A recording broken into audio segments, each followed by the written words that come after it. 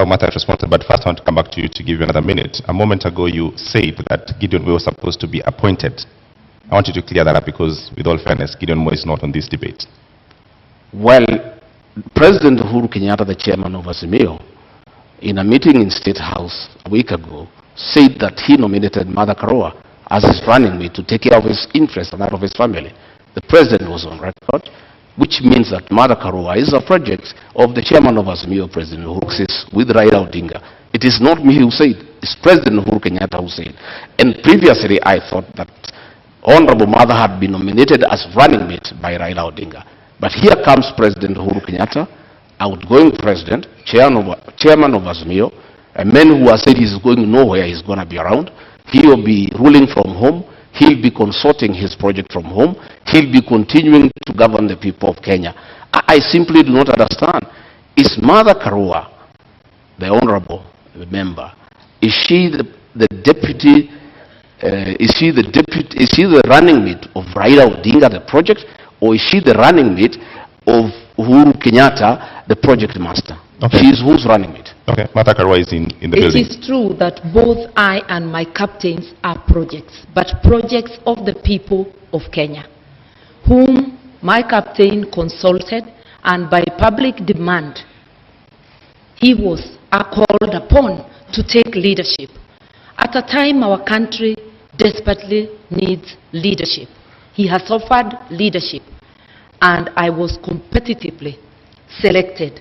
And like my friend who was handpicked, I faced an interviewing panel, and also through demands of Kenyans and many endorsements, I was selected. Kenyans know I'm competent, and I believe I'm competent for this job. I'm ready, able, and willing. I have consistently shown independence of mind, irrespective of whom I'm dealing with. I will handle this job independently and with commitment to Kenyans. And I know my principal also, who has been a teacher of politics to Mr. Gachagua's principal. All right, Martha Karua, just a direct question to respond to Honorable Gachagua. What is the role of President Uhuru Kenyatta in Azimio? The role of President Kenyatta, he is the chairman of the council, but my captain is the chairman, overall chairman of Azimio. Jubilee is just one out of the 26 political parties. I sit in the council as well, and President Kenyatta does not make decisions alone. Will he have a role? Will he have a role after he finishes his term? Sorry? Will President Kenyatta have a role after he finishes his term?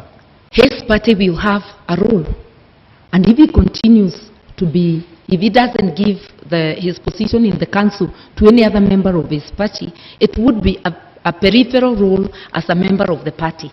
The incoming administration will be a Raila Odinga Azimio presidency.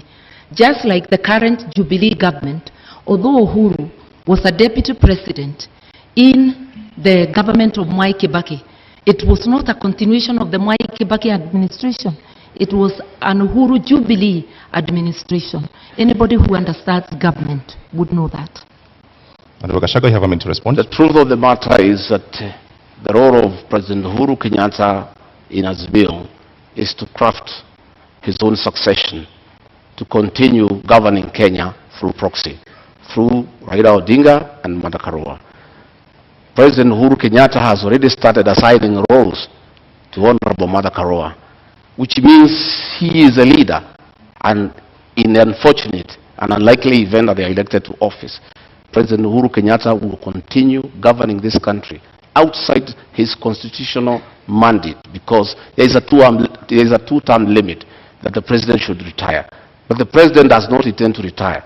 You saw how angry he was, saying that people are asking him to go home and asking where he's going. It looks like he doesn't remember that when he sought to be president for 10 years, he knew what 10 years is all about. He cannot complain that people are asking him to go. Nobody is asking him to go. It's the Constitution. But he's trying to circumvent the Constitution to plant a proxy government, to continue governing from outside State House through Raila Odinga and Martha Karua so that he can continue protecting state capture and conflict of interest. And Martha Karua has already been assigned that role. He was on record that she is the one he has put there deliberately to protect his interests and that of his family. All right, Martha Karua. It is important to be truthful in this debate. President Kenyatta has not publicly or privately assigned me any role. I'm sure he knows that he cannot assign any role to a minister in an administration he does not have. The person who has assigned me a role as deputy and has declared the intention to appoint me as Minister for Justice and Constitutional Affairs, apart from being Deputy President, is the Right Honorable Raila Amolo Odinga. My colleagues and his captains' beef with the President should not make them use this forum or use us as candidates to fight the President. We represent the aspirations of Kenyans. And yes, Kenya needs rescue, but rescue from corruption cartels, which my colleague may know more about.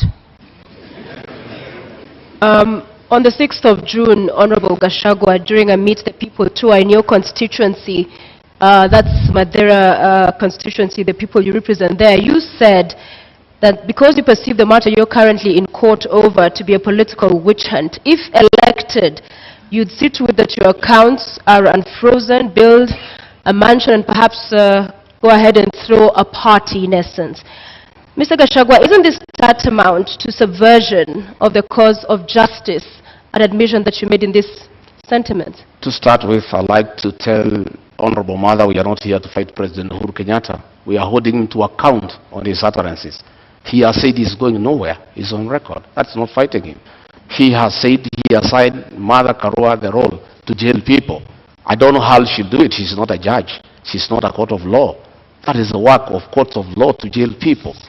It's President Uhuru Kenyatta who has said so.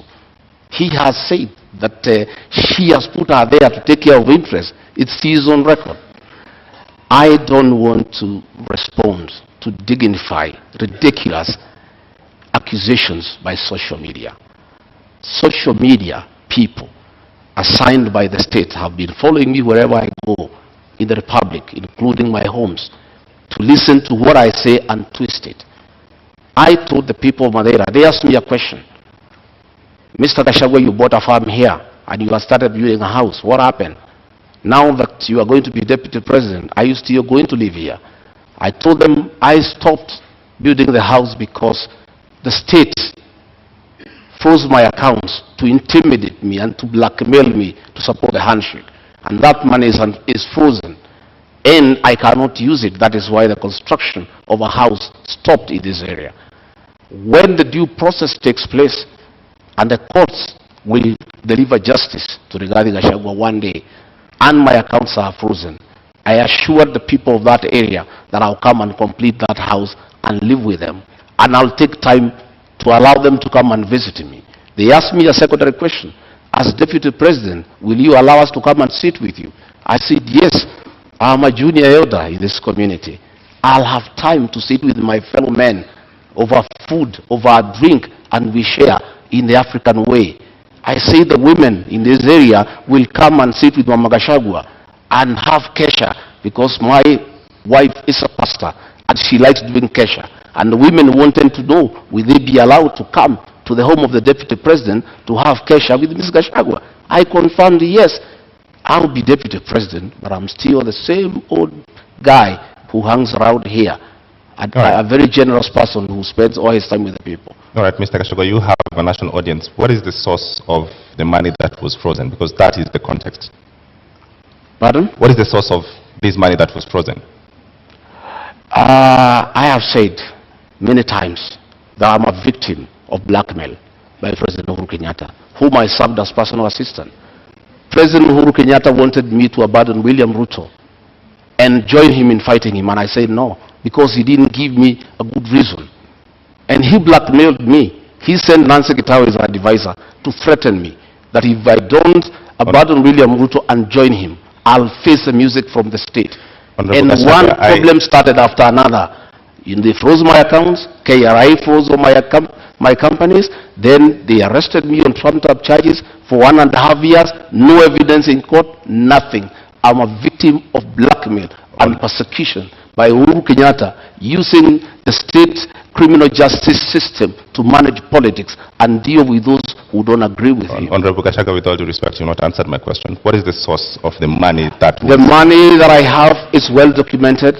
I am an astute businessman. This is money that I made during the reign of Mwai Kibaki when the economy was thriving. I made over 200 million and invested in an account. And that account has been running for the last 8 years. And nobody has ever asked me a question. In 2013, when I supported Uhuru Kenyatta, I still had the money. In 2017, when I supported him, I still had the money in my personal account. This is money I have accounted for. It's clean money. I am a good businessman. And in the fullness of time, I'll be vindicated. Martha Karua. I was really hoping that my colleague would explain to us how an individual finds 5 billion shillings in their accounts. But I hope one day Kenyans will be able to know money that was transferred to his accounts in the last 10 years of the Jubilee administration. But that's for him to account. I believe as leaders, we have to be accountable. That is why there is declaration of wealth, so that as you enter office, people can know how much you are worth, and as you exit, or in the middle, they can monitor and see how you are progressing, whether it is from your salary, and if it's from business, it has to be a business that can be ascertained. I think we really need to come clean, because if you cannot account for your wealth, you cannot be a good steward of the money of the people of Kenya. So this is a question to both of you. You've brought up the subject of wealth declaration. Yeah. What are you worth, Honorable Karua? I think about just about 150 million, and that is because the 56 million I had declared in 2013 has appreciated because of the inflation. I haven't had any new properties, but I'm a person many may not understand. I'm not thirsty for land. I'm not thirsty for worldly goods. I'm happy to have a house I call home. I'm happy to have a house in my father's land. I do not look for property. Not everybody is hungry to amass. I'm hungry to do something to help my country, to transform the lives of the people. Right. So if you're looking for Martha Karua to be a billionaire, no, I am not hungry for billions. Honorable Gachagua, my account did not receive 5 billion. That is propaganda. I have 200 million. That is the money that is held. 200 million, 64 million, I worked in the Ministry of Lands and Settlement. 10 million, I worked in Kenya Power. 33 million, I worked in the Ministry of Livestock. Another 46 million, I worked in another organization called Patek. Up to 200 million, that is all the money. But when you set policemen to investigate, they don't understand accounts. When you save money in a fixed deposit, it leaves your personal account into a suspense account. A normal policeman looking at it, movement in and out 4 times a year of 200 million, he thinks you have 800 million within that year. So when he multiplies by 7 years, he says you have 12.4 billion. That is the folly of the kind of investigations we are having in this country. I don't have billions, I have 203 million into that account. And that is part of my wealth. I'm worth 800 million, minus the 200 they are holding, another 600. So just a quick follow-up on that, Honorable Rigathi, because the charges you are facing are as a result of trading with county governments. What's your position on public officers doing business with government, whether at the national level or at the county level? By the time I've done all my businesses, I was not a public servant. I was a private individual. I have no conflict of interest. I was a businessman. I applied for tenders and competed, open tenders and won, and did construction business and did supplies, and nobody is complaining. Today, those charges against me, no evidence in court, nobody is willing to record a statement. clean business. And I never traded with institutions because I was not part of any government. But this is That when your business brother... I did in 2011. I did in 2012. You know, when they say that my brother was governor, my brother became governor in 2013. I did business in 2008, in 2009, in 2011.